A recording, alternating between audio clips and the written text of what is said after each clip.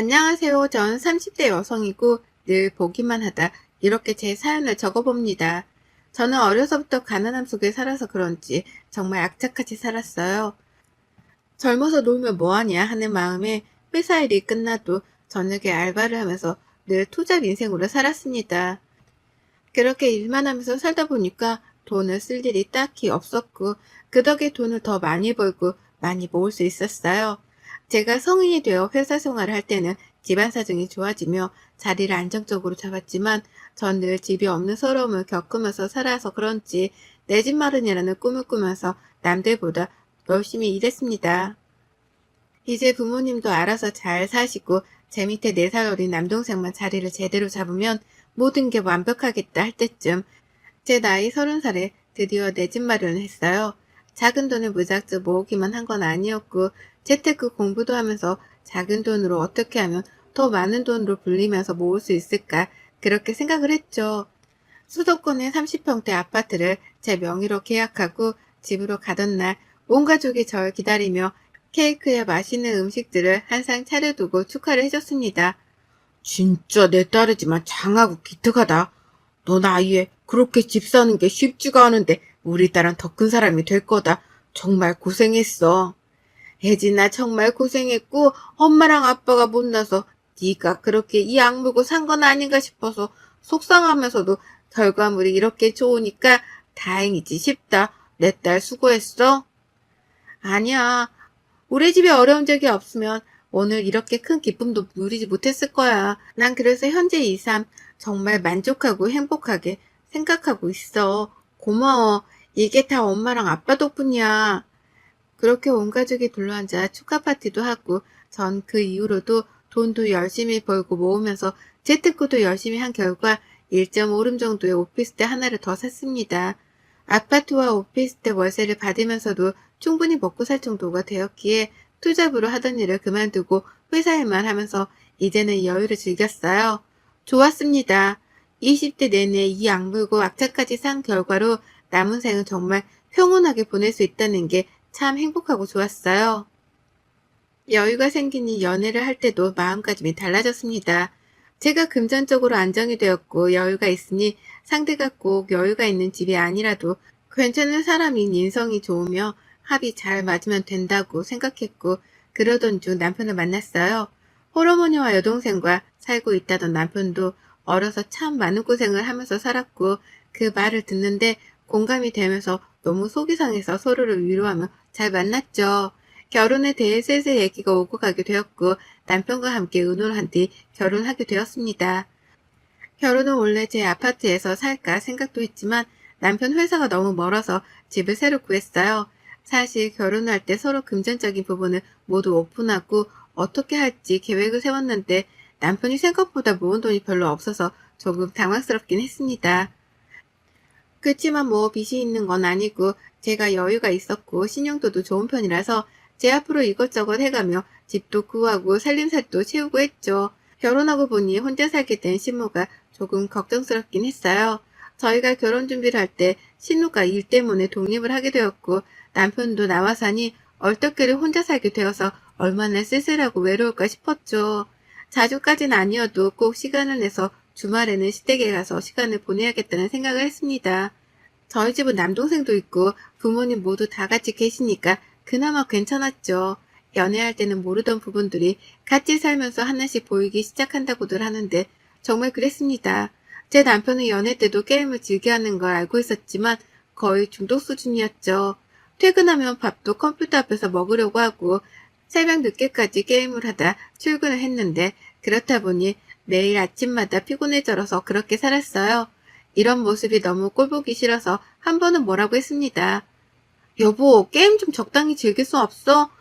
지금은 무슨 중독 수준이야. 결혼을 같이 했는데 왜 내가 집안 살림을 다 해? 어머님은 당신 엄마니까 이해하고 그 말 없이 하셨을지 모르겠는데 난 당신 엄마가 아니야.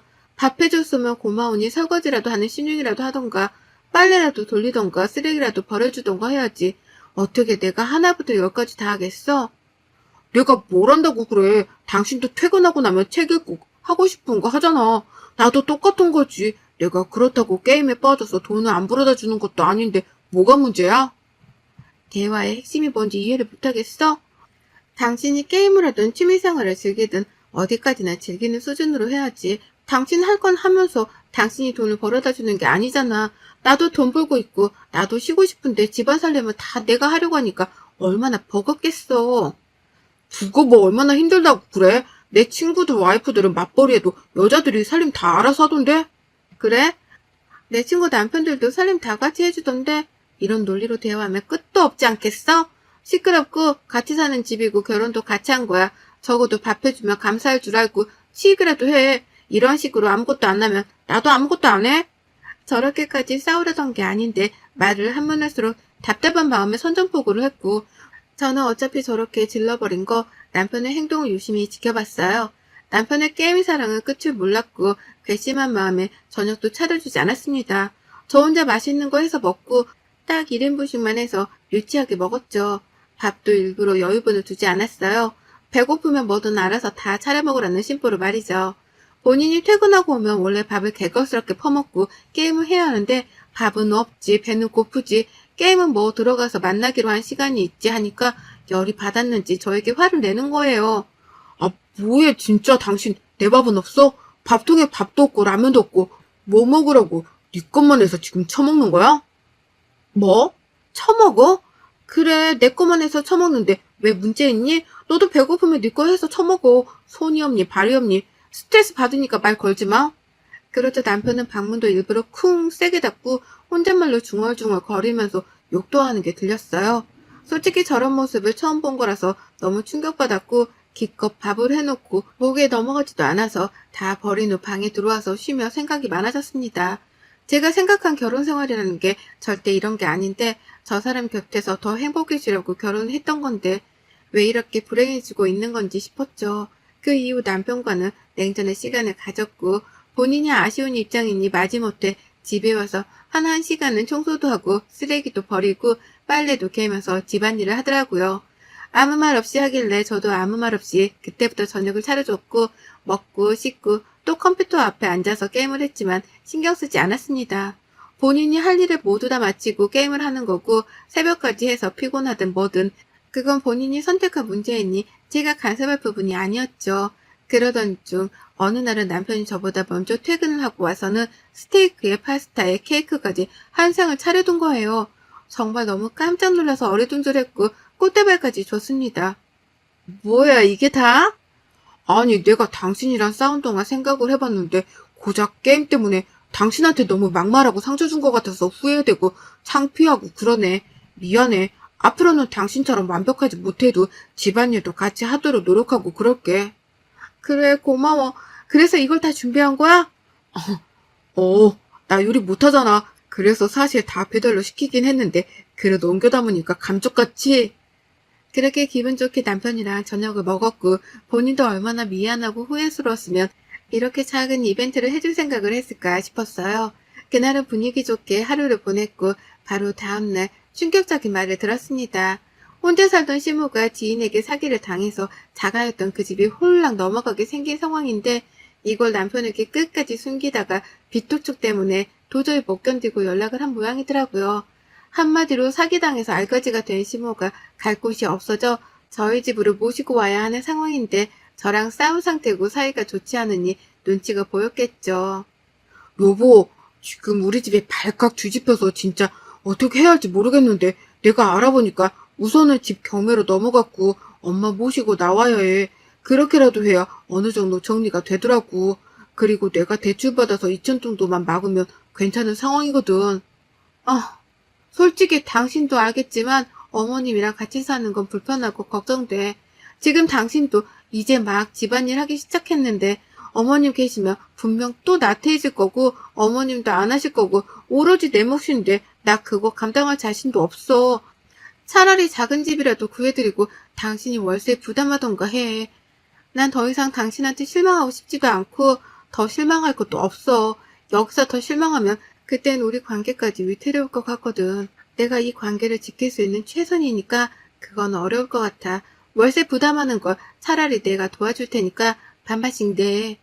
엄마 혼자 어떻게 작은 집에 살라고 해. 당신이 내 입장이 되어봐. 지금 저런 상황에 땡전 한 푼도 없이 다 무너졌을 텐데. 원룸 하나 구해주고 여기서 사세요. 이게 되겠냐고. 누가 원룸이래. 투룸 정도 구하면 되잖아. 혼자 사시는데 투룸이면 괜찮지. 그리고 월세 부담도 같이 해준다는데 왜 무조건 집으로 모시려고 해. 그건 멀리 봐서도 너무 힘들어. 당신이야 상관없겠지만 내 입장을 생각해봐. 지금 너무 이기적이야, 당신. 그래, 좋아. 결국 내가 똑바로 행동하지 못하고 당신을 너무 실망시켜서 이런 일이 생긴 거니까 각서를 쓰자. 변호사 사무실 가서 확실하게 공증도 받고 어떤 조항을 넣어야 하는지도 물어봐서 법 효력이 있도록 그렇게 쓰자. 내가 가사 일에 똑바로 돕지 않으면 어떻게 할 건지 등등 다 쓰자. 진짜 미안한데 여보, 딱 1년만 눈 감아줘. 1년 뒤면 승아도 다시 엄마랑 합칠 수 있으니까 그때까지 나도 돈 좀 더 모으고 그렇게 엄마랑 따로 살 수 있게 준비 좀 하게. 남편의 말을 듣고 너무 싫었지만 어쩌겠어요. 제가 더 완강하게 싫다고 할 수도 없었고 남편 말대로 각서를 작성했습니다.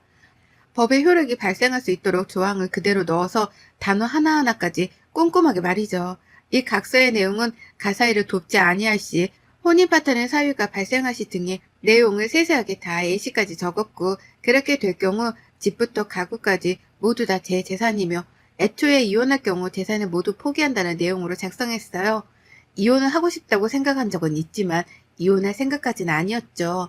그래도 사람 일은 모르는 거고 본인 입으로 저렇게 말했으니 작성을 안 할 이유는 없다고 생각을 해서 그렇게 적었습니다. 그 후 원치 않았지만 시모는 집에 들어왔고 정말 다 팔고 버리고 옷만 가지고 왔어요. 시모는 한 일주일은 제 눈치를 보는 듯 했죠. 뭔가 제가 있을 때는 소파에도 편안히 안 계셨고 그래서 제가 다 불편했는데 딱 일주일 저렇게 눈치를 보며 행동을 조심조심 하더니만 남편과 시모가 짝이라도 한 듯 어느 날부터인가 행동이 달라졌어요. 본인이 집에 있으면 밥이라도 한번 해줄 법도 한데 제가 와서 차릴 때까지 배고프다고 노래만 부르고 TV 앞에서 떠나질 않을 채 저를 기다렸죠. 밥을 급하게 차려서 먹이면 남편은 컴퓨터, 시모는 TV 앞으로 가버렸고 저 혼자 또 치우고 청소하는 삶이 시작되었습니다. 먹은 걸 치우지도 않고 본인들 입에 묻은 음식들도 닦지도 않고 정말 더럽고 짜증이 났어요.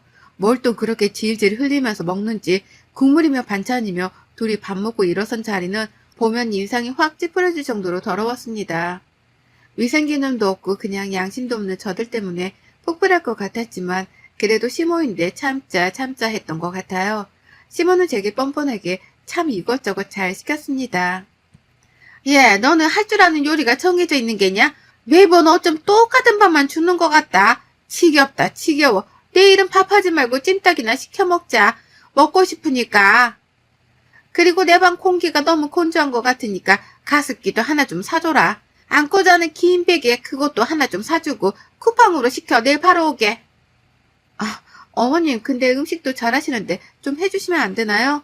제가 혼자서 어머님 아침 점심까지 신경 쓰는 게 보통 일이 아니어서요.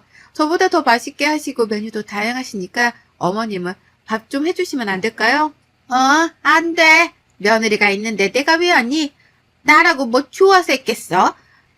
내가 니들 밥 해먹을 거면 식당에 나가서 일을 하고 돈을 받지. 시모는 저런 식이었어요. 제가 대놓고 하라고 해도 싫어로 일관했고 본인이 필요한 건 바로바로 말을 했고 저더러 사라고 명령을 내렸죠.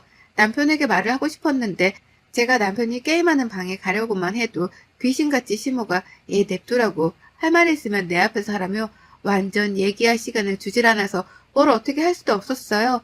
저만 답답해 죽던 중 친동생이랑 오랜만에 통화를 하는데 제가 울어버린 거죠. 너무 서럽고 힘들어서 동생은 이런 제 상황을 듣고는 불같이 화를 내며 말했어요. 누나가 왜 그러고 살아? 뭐가 모자르다고. 당장 이혼해. 매형 그렇게 안 봤는데 진짜 본인 엄마까지 모시고 와서 뭐 하는 거야? 그냥 그들 사이에서 누나가 가정부로 살고 있는 거잖아. 당장 이혼해? 이혼을 하는 게 정말 맞는 건지 솔직히 고민 중이야.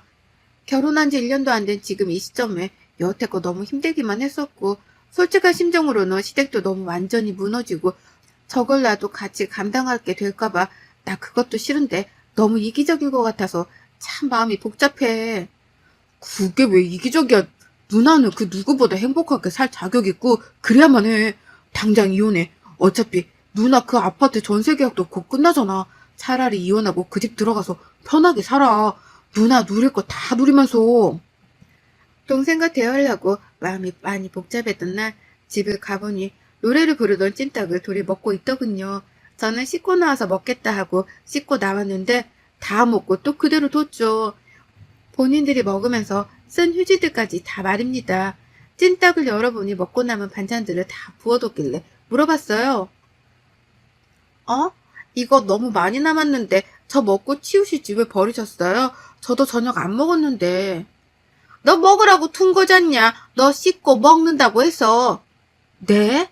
저걸 지금 저 먹으라고 뒀다고요? 반찬 다 부어두시고? 아니 어차피 먹을 거니까 편하게 먹으라고 둔 건데 뭐가 또 불만이니? 너는 가만 보면 내가 뭐 하기만 하면 난리를 치더라. 우리 집은 늘 이렇게 먹었어. 저는 저를 괴롭히고 싶어서 저렇게 둔 줄 알았더니 진짜 진지하게 어차피 먹을 거라면서 저렇게 두신 게 맞았습니다. 진짜 이걸 사는 방식이라고 해야 하는지 모르겠지만 이런 건 이미 습관으로 몸에 배어있기 때문에 바꾸기가 정말 힘들잖아요. 더럽고 싫었습니다. 저도 모르게 이혼 준비를 마음속으로 한 건지 전세 계약이 만료되는 세입자에게 미리 연락을 해줬어요. 연장은 어려우니 이사 준비하시라고 말이죠. 실거주 목적이라고 말씀도 드리고 최대한 기간은 사정을 봐주며 조율하기로 했습니다. 너무 힘겨운 마음에 남편에게 실무가 있든 없든 말한 적이 있어요. 컴퓨터 방에 가서 문을 닫고 말을 했죠. 당신 각자 쓴 거 잊었어? 나랑 이혼이라도 할 생각으로 이러고 사는 거야 지금? 당신 엄마까지 모시고 와서 이게 뭐 하는 거야? 내가 가장부야? 말 좀 해봐. 아 여보 지금 게임하잖아 안 보여? 당신 소리 지르고 뭐라고 하는 거 여기 사람들 다 들려. 그니까 조용히 좀 하고 나가. 네가 인간이냐 어? 그 나이 먹고 게임에 빠져서 지 마누라 가정부를 두고 지 엄마랑 둘이 컴퓨터에 TV에 번갈아 가면서 그렇게 살고 싶니? 당신 지금 빚에 허덕이고 있잖아. 그럼 나가서 돈이라도 더 벌 생각을 해야지. 회사만 다니면 그게 끝이야? 이 한심한 인간아? 딱 거기까지만 해라. 한마디만 더 하면 안 참는다. 네가 뭔데 참고 말고야. 한심한 게 존심만 있어가지고 딱 말하는데 나 또한 여기까지야? 더는 못하니까 행동 똑바로 해. 안 그러면 너랑 나랑 끝이야. 남편에게 말을 했고 문을 열고 나가자 시몬은 저에게 막 뭐라고 했죠. 너는 내가 지금 이 꼴로 있으니까 네 남편도 우습고 나도 우습지? 어디서 못될 것만 배워서는 네가 돈 좀 있다고 사람 무시해도 되는 거냐? 어머님도 저한테 함부로 말씀하지 마세요. 집도 뭣도 없이 맨몸으로 쫓겨나신 어머님 거두고 있는 게 저인데 고맙지도 않으세요? 저 같으면 고맙고 눈치 보여서 낮 시간에 청소라도 할 것 같은데 양심에 털이 난 건지 참. 어머님도 그렇고 저 사람도 그렇고 양심이라고는 눈꼽만큼도 없네요. 그렇게 시무랑도 대판 싸우고 아무것도 하기 싫은 상황에서 저는 마음을 추스리고 또 추스리면서 일상을 보냈습니다. 그러다 어느 날은 퇴근하고 왔는데 거실에 짐들이 가득 놓여있고 신우가 있는 거예요. 불길한 느낌이 물었습니다. 이게 다 뭐예요? 아가씨 왜 여기 있어요? 내가 오라고 했다. 얘가 좀 일이 있어서 월세를 몇 달이나 밀렸나 봐. 그랬더니 글쎄 집주인이 인정머리도 없이 쫓아냈다고 하잖아. 그래서 어쩌겠냐. 지 오빠랑 내가 여기 있고 우리 집이 여기니까 일로 오라고 했지. 나랑 방은 같이 쓸 거니까 신경 쓰지 마라. 저는 폭발했고 도저히 이 생활을 하고 싶지 않았습니다. 악에 받쳐서 질렀어요. 대체 지금 뭐 어떠라는 거야? 여기가 왜 당신네들 집이야? 지금 내 집에서 니들끼리 기생충 촬영하냐? 염치가 없어도 세상에 정도가 있지. 식구들이 어쩜 하나같이 기생하려고만 들어? 적당히가 없어. 적당히가. 아무것도 안 하고 놀고 먹는 한량처럼 지내는 주제에 진짜 니들은 사람도 아니다. 내가 딱 말하는데 바로 내일 니들 짐 사람 불러서 싹 집 앞에 던져둘 거야. 그거 가져가든 말든 알아서 하고. 다들 내 집에서 꺼져. 이게 어디서 막말이야? 너 죽고 싶어? 하면서 제 뺨을 치려고 하길래 맞고 제가 뺨을 쳤어요. 감히 누구한테 손을 올려? 기생하는 주제에 찍소리도 하지 말고 네 딸이랑 아들 데리고 내 집에서 꺼져. 우리 집에서 기생충은 필요 없으니까. 이렇게 싸우는데도 방에서 컴퓨터만 하고 있는 남편에게 또 열이 받아서 컴퓨터 방에 가서 모니터와 본체를 집어들고 던져서 부셨습니다. 그 후 이 기생충들을 모두 내쫓았고 당장 어디로 가라는 거냐며 난리를 쳤지만 인터폰도 꺼두고 무시했죠. 급하게 회사의 사정을 대충 말하고 휴가를 냈고 저는 사람을 불러서 저들의 짐이라고 해봤자 옷밖에 없으니 그걸 다 쓰레기장 앞에 가져다 놨고 문자했어요. 니들 짐 쓰레기장 앞에 있으니까 가져갈 거면 빨리 가져가. 경비 아저씨한테 양해 구했고 자정 넘으면 버리신다고 했어. 절차대로 이혼을 진행했고 그 각서도 함께 제출했어요. 굳이 제출하지 않아도 재산 분할을 할 거리가 없어서 손해 하나 보지 않고 이혼하게 되었습니다. 이혼 후 저는 제 아파트에 들어가서 살고 있는데 정말 이게 사는 거지 싶게끔 삶의 질이 완전히 달라진 거 있죠? 하루하루 너무 행복하게 살고 있는 요즘이고 진작에 이혼할 걸 왜 참았나 싶어요. 어쩌면 제가 연애 때 너무 사랑했던 그 사람의 모습이 돌아오지 않을까 하는 착각의 기다림을 했던 것 같습니다. 여러분의 생각은 댓글로 남겨주세요. 오늘도 시청해 주셔서 정말 감사합니다.